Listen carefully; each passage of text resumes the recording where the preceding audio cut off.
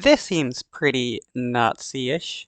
Migrants seeking asylum will be tracked with ankle monitors. There is no need to do this. Welcome back to Morning San Diego. Time now is 8:20. The rise of migrants seeking shelter continues since the end of Title 42 last week. Casey McKinnon is live outside Crown Point Plaza in Mission Valley, where migrants have been dropped off to be processed. Casey, good morning.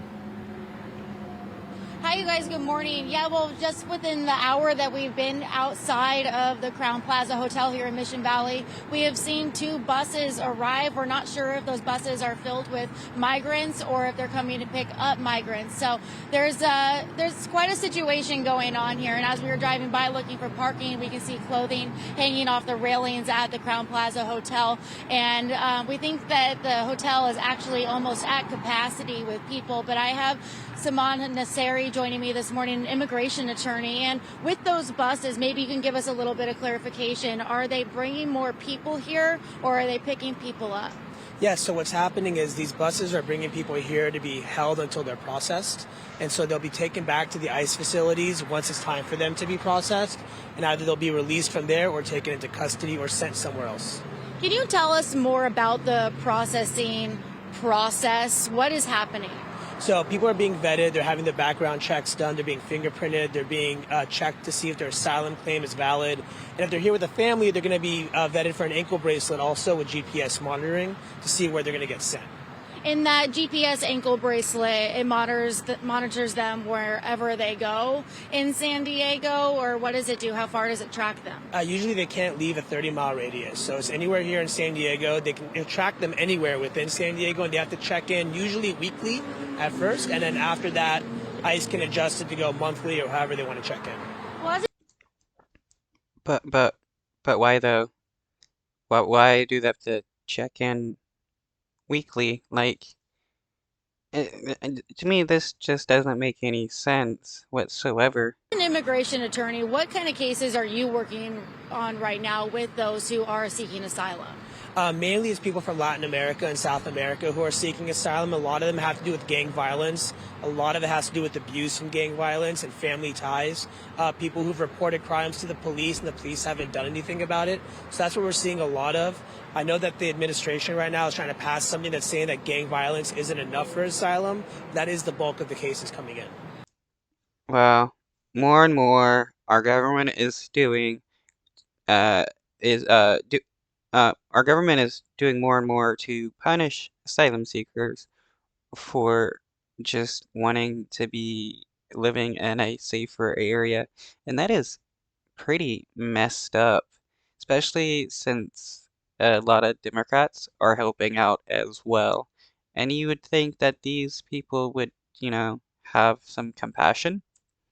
So with Title 42 expiring last week, what have you seen change or improve on or gotten worse? I think improvement-wise, it's been efficiency by ICE to actually process and handle the cases properly. It's going back to how this was pre-pandemic, and it feels a lot more familiar. As far as what we're seeing, and the biggest problem that we're seeing right now is how slow the process is going, because you have a lot of new officers, a lot of people who are learning how this works, and a lot of people who were just hired during the pandemic, so they're still learning how to process people and what to look for. Well, what we saw at the border before Title 42 expired was just a very sad situation for everyone that was camping out there for days without food or water. Thankfully, some organizations here stepped up to help those people. But what happens now? Where are these people going? So they're going to be coming to places like this. They're going to be going to different ICE facilities, different holding facilities, churches. Their sponsors, if they have U.S. citizen family that can show proof of identification, financials, and take responsibility for them. And so they'll be getting moved around the United States depending on where they have family and where there's space to put them.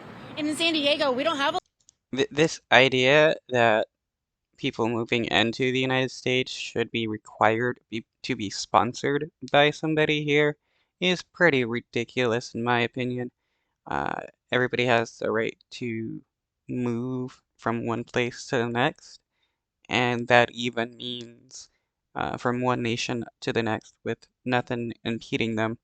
To me, it's a human rights violation to deny people entry into another nation.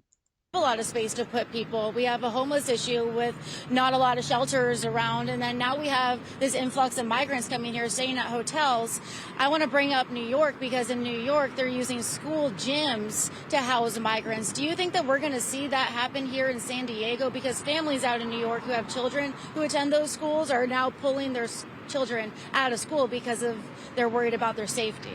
I'm hoping not, because of how backed up our immigration courts already are. The belief is, at least to us, is that they're being sent places where the immigration courts are not as impacted so that they can hear these cases. Because California is so backed up already. They're sending them to places like Texas and New York and Florida and Arizona where they Oh, okay. Well, increase the amount of immigration courts that you have, uh, increase the amount of immigration lawyers and stuff.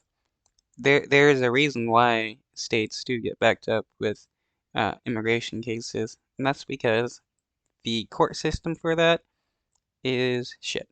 have a little more room and more judges to get things done. Hopefully they don't stay here. And then my last question is, after the process and some of these migrants are receiving a court date of 4 or 5 years from now, what happens within those 4 or 5 years? Where are they going? They're just hanging out. If they're in custody, they're in custody. If they go to a family member, they're staying with that family member. But the hope is that they show up to their court dates, they get their asylum claim filed and processed. Wow. So these people have to wait 5 years in limbo in order to see if they apply for asylum, all the while the government is passing more and more laws, making it harder for these people to prove that they need protections. This is just stupid.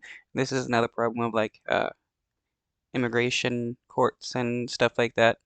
It's so backed up that these people can't get uh, processed in a timely manner, nor is anybody willing to truly process these people in a timely manner. So a lot of people are waiting 5, 10, 15 years, 20 years to become a citizen or get asylum or something, and it's just stupid.